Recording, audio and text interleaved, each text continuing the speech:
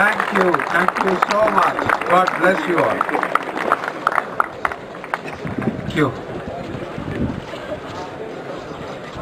Members of the faculty, Delhi Technological University, and my dear young ladies and gentlemen, you are the future of this country. You know, we all know of sine curves. Every civilization has a progression which goes something like a sine curve.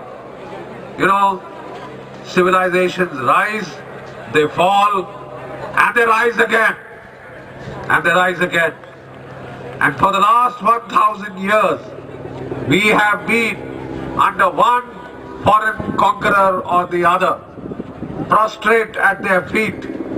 The University of Nalanda, when it was burnt, it burnt for 6 months. There were so many books that were there.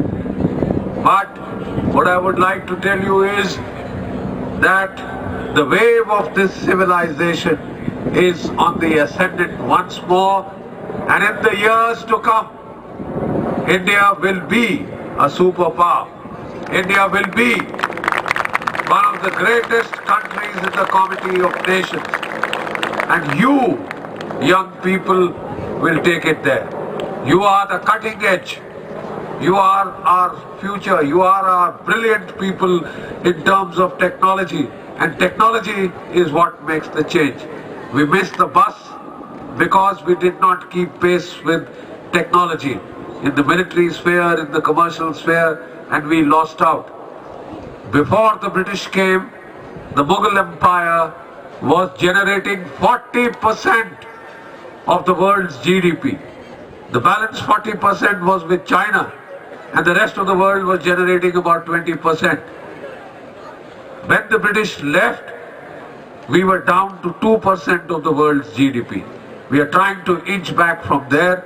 Today, we have the fastest growing economy. Ladies and gentlemen, when I see your young faces, I am actually reminded of the time when I also had black hair, you know, as glossy black hair as I see all in front of me, and one feels very nostalgic. Mine is the batch of 1971. We were to be commissioned from the Indian Military Academy, Dehradun, in the year of the Lord, 14th December 1971. The war clouds were gathering, the war clouds were on the horizon, and everybody, there was this disease called Joy Bangla, conjunctivitis. You know, eyes were smarting, turning red, and you know, people had that discharges, and that is supposed to be a sign of jisko kehte hain Hindi mein Mahamari. So the people told us that, you know, there is going to be great bloodshed by the time this year is through. And that is precisely what happened. In March 1971, the Pakistani army cracked down in Dhaka, cracked down in Bangladesh, and soon 3 million Bangladeshis were killed. 1 million Bangladeshi women were raped. 10 million refugees were pushed into India. And just the burden of those refugees would have destroyed the Indian economy. That is the time vultures were flying over Bangladesh. Vultures. Whole villages exterminated. Whole villages of Bengalis butchered by the Pakistan army. And then they had sent there a general called Tika Khan. Tika Khan was called the butcher of Bangladesh, and later he was called the butcher of Balochistan. He was one of the tyrants who almost relived what Attila the Hun or Genghis Khan had once done. Slaughtered people, slaughtered people. And that is the time we were told in the Indian Military Academy, guys, get ready, you will be commissioned before your time. So we were commissioned on 14th of November, 1 month before our time. so that we would be able to take part in the Bangladesh war. We had hardly, passed out. We were given 10 days leave to see our mama and papa, and we were put on the trains and we landed at Siliguri, end of November 1971. And I still remember that scene at the Siliguri railway station. There were troops swarming all over, soldiers all over, with steel helmets, with their rifles with bayonets fixed and gleaming. You can imagine that scene, on Siliguri railway platform, 1971 November end. And when we got out, we pulled out our luggage. Our boys were there. So we said, ye luggage kahan dalna? He said, don't worry about the luggage, sahab. The Paltan is already inside Bangladesh. The units were already inside, deep inside Bangladesh, along with the Mukti Bahini. And most of us, we went our ways to our units. Most of my comrades went into action the very first night of their service. Many of them died. They earned their pension before they had earned their first pay. They earned their pensions before they had earned their first pay. You will see many of them limping around today with plastic legs and plastic arms. But if he has to climb steps and you try and help him, he'll put his hand out like this. Thank you. I'll do it myself. We suffered hell of a lot. We suffered hell of a lot. Because we were very young, like you, we were very idealistic, and all of us were dying to make a mark, to show, I'm made of something, so I'll impress my boys, I'll impress this thing. Most of us went charging. The boys didn't know us, we didn't know the boys, we didn't know the terrain, and most of us got shot. When you go charging as a young man ahead of that line, and suddenly you look around, where are the rest? And then you get shot. So we took our casualties, but they were glorious days to live through. From three sides, from the side of Kolkata, from the side of Tripura, from the side of Siliguri, from three sides the Indian armed forces were cutting into Bangladesh like a knife through butter. Inside Dhaka was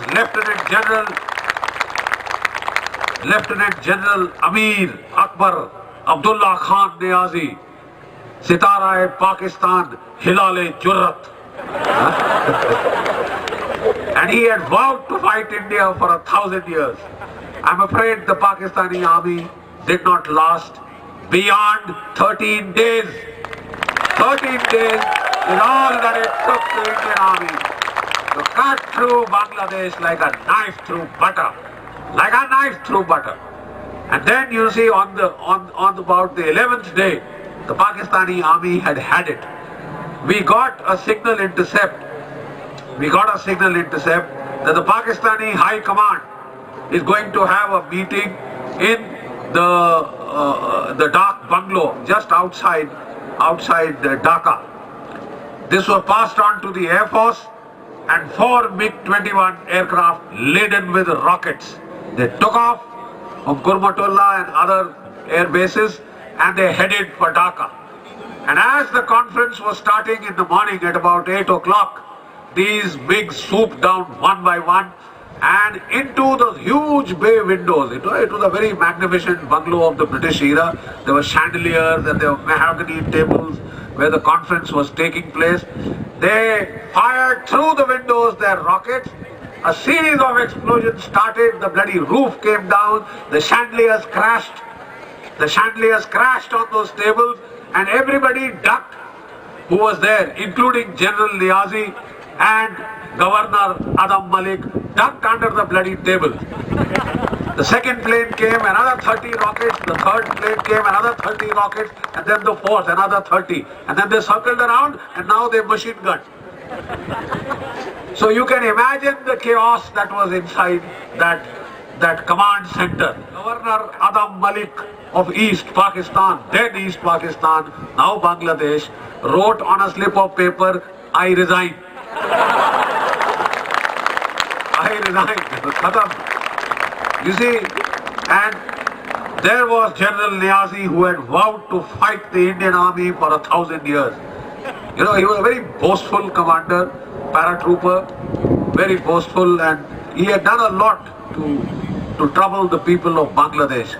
He burst into sobs. And this is the exact description given by Colonel Sadiq Salik, who was his PRO, his public relations officer. He burst into sobs, you know, and started crying like a baby. Pindi mein baithe hue haramzadon ne mara diya.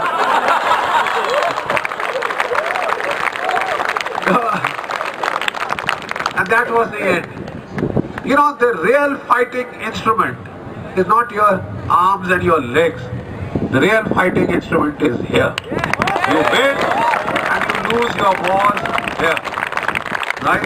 And this is what happened to the Pakistani army. There were 40,000 Pakistani troops in Dhaka. 40,000 Pakistani troops were there in Dhaka. They could have held out for another 2, 3, 4 months. They could have fought us street by street, providing they had the bloody will, providing they had the damn gumption to do so. They had been blasted. Their brains had ceased to function. And next, on the 15th of December 1971, General J.F.R. Jacob, an Armenian Jew from Kolkata, one of the most brilliant people that I have seen, an expert on the Kushan period of history, and a very, very temperamental general, but a brilliant general. He straight away flew into Dhaka. He landed on the race course, and there were the Pakistanis who were standing, just like you saw the helicopter now. Suddenly a helicopter comes and lands in Dhaka race course. So the Pakistanis, they were saying, "Idhar aao." So they just came and they saluted. He was without a gun, without a pistol, without a guard. "Idhar aao. Kidhar hai tumhara headquarter? Le chalo. Jeep lao." It was as simple as that. The Pakistanis brought the, "Yes sir," and they took him to the headquarters of General Niazi. He walked into General Niazi's office. He said, "General, the game is over. General, the game is over. These are the terms of surrender. I'm giving you 10 minutes to read them through and sign them. I'm waiting outside." He started walking in the veranda, took out a cigar and started puffing on his cigar. He used to smoke a big cigar. He started walking up and down. General Niazi gazed at the surrender documents in a daze. Right? In a daze. And then he walked in. "General, have you signed it?" He looked up at him, pathetically. He says, "I take it as signed. I take it as signed.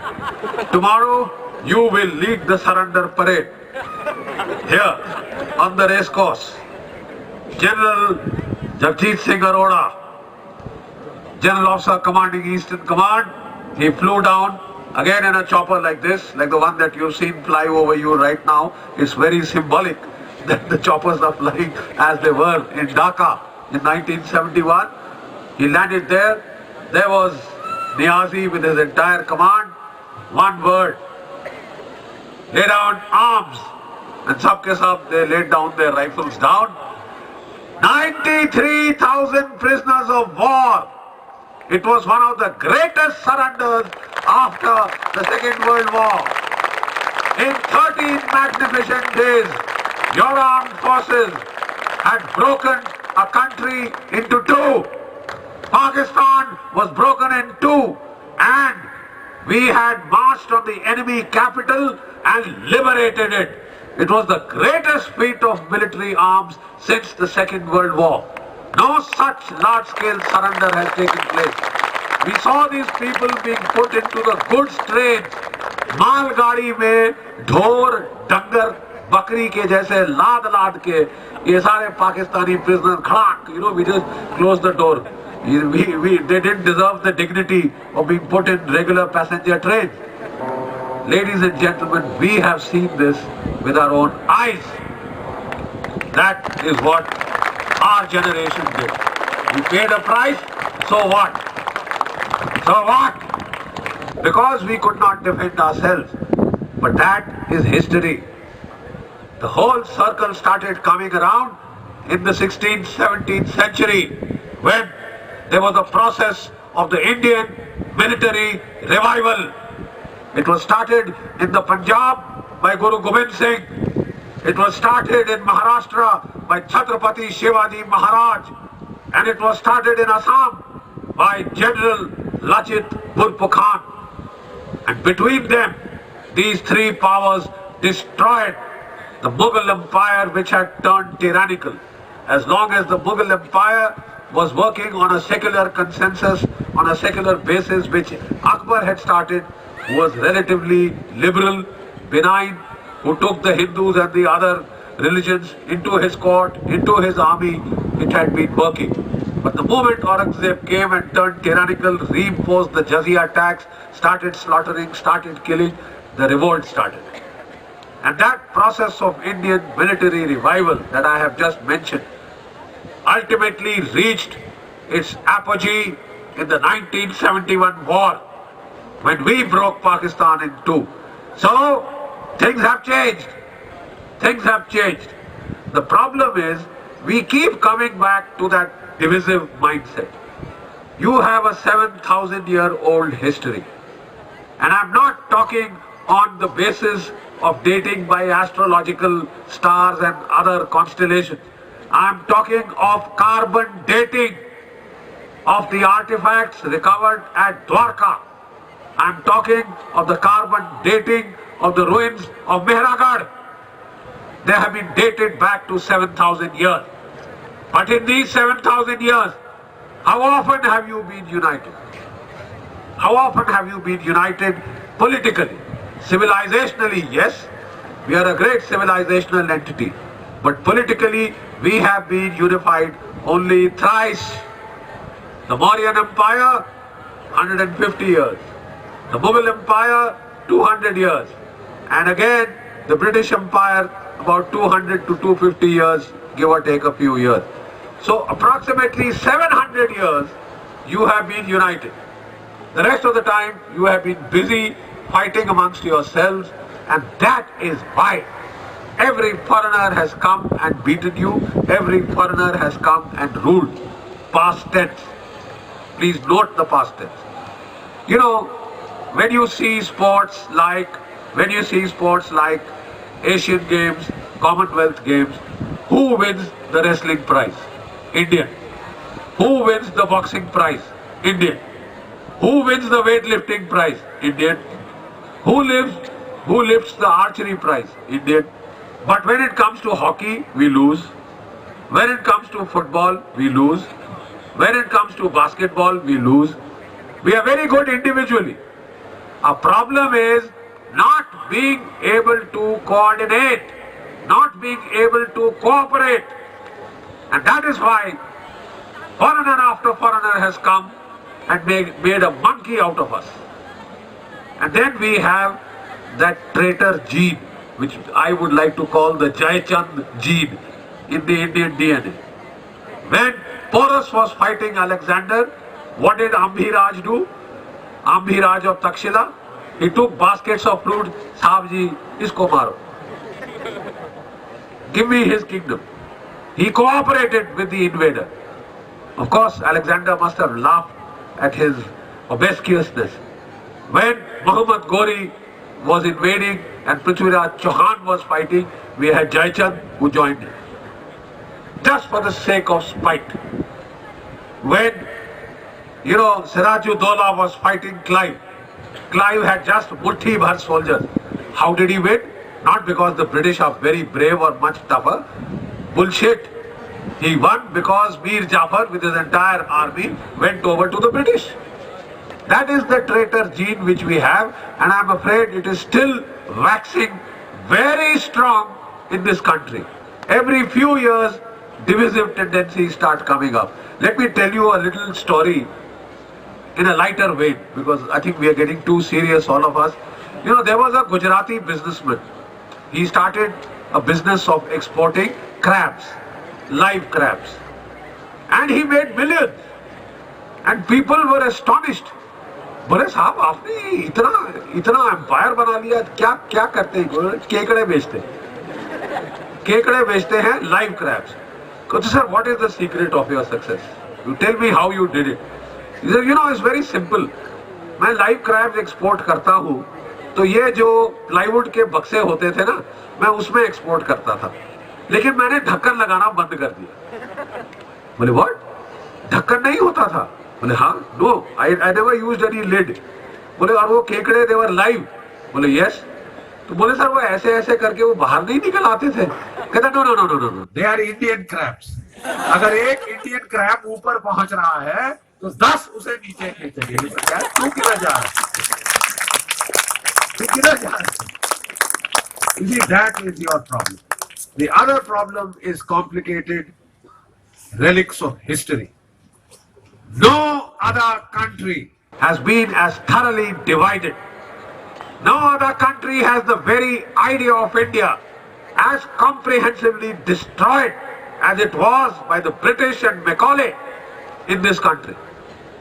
1857 की गदर नाम सुना है? बुंदेले हर बोलो के मुख हमने सुनी कहानी थी, खूब लड़ी मर्दानी वह तो झांसी वाली रानी थी, बूढ़े भारत में भी आई फिर से नई जवानी थी, खूब लड़ी मर्दानी वह तो झांसी वाली रानी थी। You know, there was this upsurge of nationalism in 1857 and 80,000 Indian soldiers revolted against the British. Had they revolted together, that was the end of the British Empire in India. But they revolted at different times, and then there were dissensions, there was infighting, and because of that we lost. And outside every village in India, on every tree, लाशें टंगी थी फांसी पे लटकाए हुए, फांसी, that were ruthlessly crushed that rebellion. And the British said, we will see to it that India never unites again to fight us. And what is the first caste fault line that they used? Caste. In every collectorate, in every commissionerate, you were supposed to go and register your caste, your gotra, your varna, your jati, every bloody thing. And in 1872, please check your history, the first caste-based census was held by Sir John Risley, so that caste would be revived, caste would be raised up again. You know, disunity factor was this caste. And John Risley, the British was smart. John Risley said, as long as there is caste, there will be no India. They did it to us. They accentuated these caste fault lines, you know, and the pity is that even after independence, we are doing to ourselves what the British could not do to us so comprehensively. Because today, to caste, you have added an economic tag. Which college you will join depends on your caste. Which job you will get depends on your caste. You are destroying merit. You are destroying merit, and you are driving it all to the United States. They are serving NASA. They are serving the Silicon Valley because you are bright. Because you are bright. But you can't have a sustained policy which drives off your people. Why are we focusing, attention on sub-national identities? The freedom struggle was trying to create a pan-Indian identity. Hum sab Bharatiya hain. And then the British, to add Sone pe Sohaga, they started giving separate rate was given to the Muslims, the second to the Christians, then to the Sikhs, and then to the scheduled castes and scheduled tribes. And these fault lines are still there with us. I would like you to just get hold of a book called Breaking India. Breaking India by Rajiv Malhotra. He leads the Infinity Foundation in the United States, and he told me and Mr. Doval, now the National Security Advisor, he said, sir, in the United States think tanks, in European think tanks, we have seen maps of India where the entire northern India starting from Kashmir to Bangladesh is in green, and that is called Mughalistan. And then in the area of Chhattisgarh and all the tribal areas, which is called Dravidistan or Dalitistan. This is 8 years ago. This is 8 years ago. Does it ring a bell? You know, today you don't fight on the battlefields. The battlefields have been brought to the universities. You know, in Syria there is serious problem. And where did this problem start? In the universities of Damascus and Aleppo. Divisive ideologies are again being used to break you up. And then, you see, I admire somebody who has the courage of his convictions. I admire anyone who has the courage of his convictions, who can stand up and say, I believe this is right, and I am prepared to lay down my life on the line for this particular thing. When this gentleman was asked, you know, we had Krishna Kanhaiya in the Gita, time of the Gita. We have another modern Krishna Kanhaiya today. You see? And when he was asked, it is sedition only if it is an incitement to violence. अरे साहब, आप कह रहे हैं कि हम जो supreme court के जस्टिसेस को मार डालेंगे, that's not violence? How do you intend to break India? By peaceful means? By peaceful means? That is the problem. My troops rang me up. My unit was there in Srinagar, close to Srinagar, and the boys rang me up. साहब ये क्या हो रहा है? हमने नारे जम्मू कश्मीर में तो सुने थे, वो भी घाटी के अंदर सुने थे, उसके आसपास सुने थे. ये दिल्ली में आ रहे हैं साहब. तो अब क्या हमारी फौज दिल्ली में आएगी? You know, the battleground has been brought to your universities, and that is why I am here. Because you are the battleground. And if you don't watch it, all these NGOs, thank God Hillary Clinton hasn't come. The NGOs were being funded. Why was this demonetization done? Pakistan's economy is nothing. I mean, it's an economy based on Chinese and American and Saudi doles. How are they giving millions of dollars to buy people, to buy journalists? How is it that some journalists have houses worth 50 crores? 50 crores. Take a look around Delhi. How do you get that kind of money? Where was this money coming from? 4 companies in the world produce the bulk of the paper for printing notes. You know? And these companies were printing Indian notes, and they were also printing Pakistani notes. And the Pakistanis just bought the paper from there, and they started printing your fake currency in bulk. There were plans to induct huge amounts of fake currency to derail your economy. That is why in panic this thing had to be done. कोई पत्थर गिर रहा है वहां पे?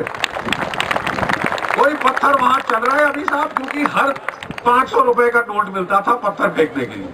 और अगर मेरे जैसे कर्नल को हिट करो, किसी कर्नल को हिट करो तो 1500. और अगर ब्रिगेडियर को हिट करो 2000. और जनरल साहब को हिट करो 3000. ये रेट था, रेट लिस्ट पे वहां पे पैसे बट रहे. We must not be naive. We must understand. And in Ahmedabad, you plant 7 bombs in the whole city, and the 8th bomb you plant in the hospital, where all the weeping relatives, those crying, those who have lost their brother, sister, father, mother, they are there crying outside the hospital, and you put the 8th bomb. That shows what kind of a person you are, and you need to be fought against. You bloody well need to be fought against. There is no, I'm very sorry to state, but I think we have carried the ahimsa thing. He is taken to the middle of the battle, and suddenly a great warrior becomes a great philosopher. हम किस लिए लड़ते हैं? ये मेरा चाचा, ताया, नाना, गुरु, फलाना, इनको मारकर हम क्या करेंगे?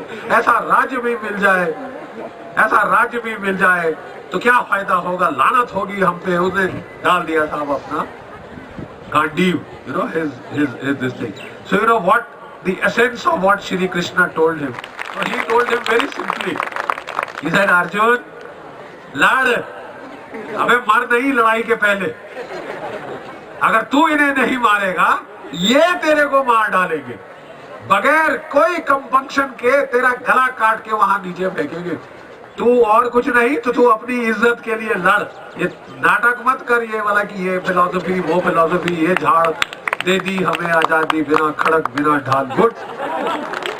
There was an Indian National Army of 60,000 led by Netaji Subhash Chandra Bose.